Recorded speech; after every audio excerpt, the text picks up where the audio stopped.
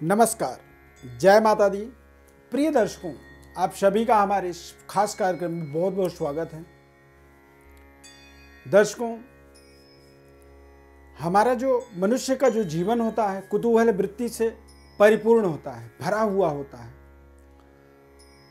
जब भी कोई परिवर्तन बदलाव होता है तो हमारे अंदर एक जिज्ञासा होती है जानने की कि दरअसल क्या बदल रहा है और इस बदलाव का हमारे जीवन में लाभ होगा या नुकसान होगा, यह हमारे अंदर जानने की एक इच्छा शक्ति प्रबल हो जाती है। राहु और केतु का मार्च 2019 में राशि परिवर्तन होने जा रहा है। राहु कर्क राशि से मिथुन राशि में जा रहे हैं और केतु मकर राशि से धनु राशि में प्रवेश कर रहे हैं। और ये राशि परिवर्तन दरअसल हर राशि में एक अपना अपना अलग अलग महत्वपूर्ण बदलाव, महत्वपूर्ण लाभ और हानि का एक कारक बनने जा रहा है। आज हम कन्या राशि मार्च माह 2019 का राशिफल विश्लेषण करेंगे और साथ ही साथ बताएंगे कि राहु और केतु के परिवर्तन का क्या प्रभाव पड़ने जा रहा है। कन्या राशि से चौथे घर में शनि और केतु की युति बनने जा रहा है। दशम भाव में राहु देवता विराजमान रहेंगे। बृहस्पति कन्या राशि के जातकों के थर्ड हाउस, तीसरे घर में विचरण करेंगे वृश्चिक राशि में। और मंगल और चंद्रमा की युति दरअसल अष्टम भाव में 1 मार्च से लेकर के 24 मार्च तक बना रहेगा, यानी इसे महालक्ष्मी योग कहेंगे। 8वें घर में चंद्रमा, सूर्य, मंगल या फिर सूर्य और चंद्रमा ग्रह के लिए कहा जाता है कि इन्हें कोई भी स्थान दोष नहीं लगता है। ये चाहे जिस जगह में बैठें, इन्हें कोई उस जगह का कोई इनके अंदर दोष नहीं आता है। अष्टम स्थान मृत्यु स्थान होता है, कष्टकारक स्थान होता है, हमारे जीवन में तमाम कठिनाइयों का निर्माण करता है अष्टम भाव। या हम अपने जीवन के विषम परिस्थितियों का निराकरण अवलोकन जो है अष्टम भाव से 8वें घर से जन्मपत्री के या राशि से 8वें घर का के भाव 8वें भाव से ही विचार विमर्श करते हैं। केतु की युति शनि के साथ चतुर्थ भाव में बनेगा। चतुर्थ भाव दरअसल होता है भूमि, भवन, वाहन, फाइनेंस। कन्या राशि वाले जातकों के लिए जो चंद्रमा और मंगल की युति बन रहा है, यानी कि खासकर सेहत स्वास्थ्य में आपको ब्लड इन्फेक्शन, ब्लड से संबंधित कुछ परेशानियों का सामना करना पड़ सकता है मार्च माह के अंदर, यानी ब्लड प्रेशर इत्यादि से आप अपने आप को बचा के रखें। समय समय पर आप अपने शारीरिक स्वास्थ्य का जांच करें। ज़रूरत पड़े तो आप पूरी ट्रीटमेंट लें, मेडिकली सलाह का पूरा इस्तेमाल आप करें। चतुर्थ भाव में शनि और केतु की युति के माध्यम से भूमि, भवन, वाहन, फाइनेंस, यानी आपको थोड़ी सी गाड़ी चलाने में सावधानी रखनी चाहिए, क्योंकि कन्या राशि वाले जातकों के चतुर्थ भाव में शनि के होने का मतलब है चतुर्थ ढैया का एक प्रभाव बना रहेगा। और चतुर्थ ढैया के अंदर यदि लापरवाही से ड्राइव की जाए, गाड़ी चलाई जाए, तो इससे हानिकारक हो सकता है। भूमि भवन का क्रय विक्रय यदि आपको करना है, यदि मान लीजिए कोई ज़मीन खरीद रहे हैं, तो जल्दबाजी में निर्णय न करें, समय दें और अच्छे तरीके से विचार विमर्श करें, क्योंकि यदि जल्दबाजी में कोई निर्णय करेंगे तो हो सकता है कि आपके किसी हस्ताक्षर करने से या किसी सहमति से आपको आगे आने वाले समय में कुछ अड़चनों का, कुछ रुकावटों का सामना करना पड़े। दशम भाव में यानी करियर, कार्य क्षेत्र के स्थान पर राहु देवता विराजमान रहेंगे।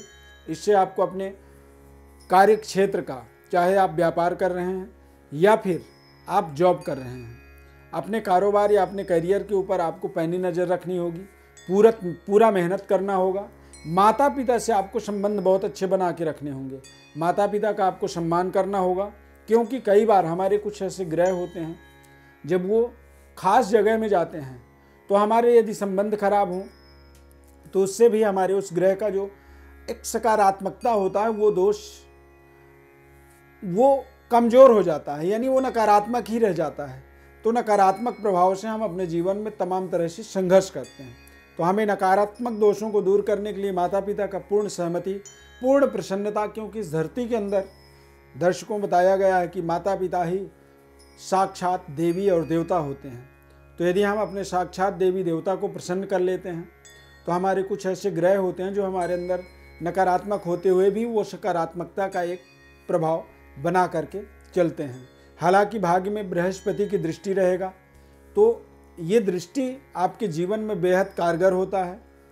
विदेश यात्रा के आपके जीवन में संयोग बनने जा रहा है राहु और केतु के राशि परिवर्तन के माध्यम से। यदि आप विवाह के लिए प्रयासरत हैं, विवाह होने में किसी भी तरह कोई दिक्कत आ रही है, बाधा आ रही है, तो इस राहु केतु के राशि परिवर्तन के माध्यम से वो बाधाएं अब काफ़ी हद तक आपके समाप्त होंगे और विवाह होने का या विवाह में जो बाधाएं आ रही हैं उन बाधाओं का निराकरण आपको खुद ब खुद प्राप्त होगा।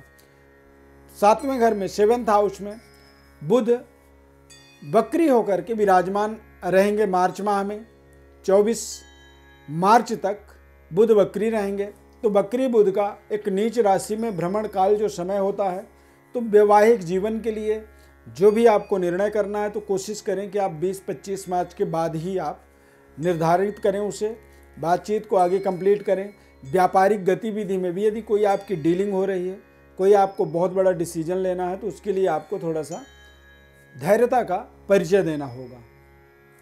आपको कोशिश करना है कि 10 मार्च, 11 मार्च और 12 मार्च 8वां शनि, 8वां चंद्रमा होगा और 8वां चंद्रमा जब विचरण करे तो उस समय जो है विशेष कार्यों को, शुभ कार्यों को रोक दिया जाए और इस समय को शांतिपूर्वक व्यतीत किया जाए।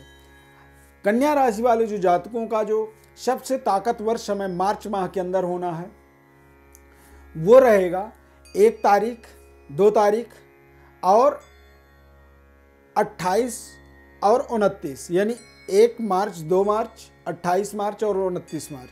इन 4 दिनों के अंदर आप विशेष जिम्मेदारी वाले कार्यों को आप जरूर करें, क्योंकि तीसरा चंद्रमा जो होता है वो सीधे सीधे सकारात्मकता प्रदान करता है और सफल बनाता है। यानी किसी भी संकल्प को सफल बनाना है तो इन दिनों का आप इस्तेमाल कर सकते हैं।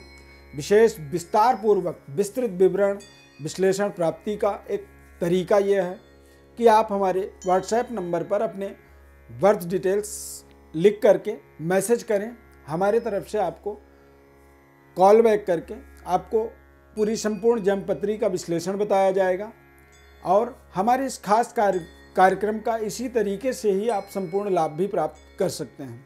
आपसे हमारा नम्र निवेदन यह है कि हमारे चैनल को आप सब्सक्राइब जरूर करें, लाइक करें, शेयर करें और बेल के बटन को क्लिक करें ताकि आप हमारे साथ निरंतर जुड़े रहें।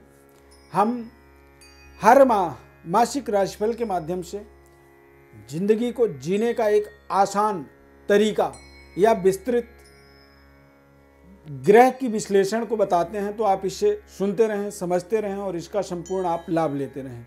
रत्न एक ऐसा प्रयोग है हमारे जीवन में, रत्नों के माध्यम से बिना कोई यज्ञ जप तप के माध्यम से ही हम अपने जीवन को सफल बना पाते हैं। सही रत्नों का अपने जीवन में समन्वय यदि आप करना चाहते हैं तो आप निश्चित रूप से अपने जन्मपत्री का संपूर्ण विश्लेषण प्राप्त करें और जब आप जन्मपत्री का विश्लेषण प्राप्त करेंगे तो आपको निश्चित रूप से रत्नों का भी संपूर्ण विश्लेषण बताया जाएगा। आप सभी हमारे इस कार्यक्रम को पसंद करते हैं और आप सभी के प्रेम स्नेह को हम सादर धन्यवाद करते हैं। नमस्कार, जय माता दी।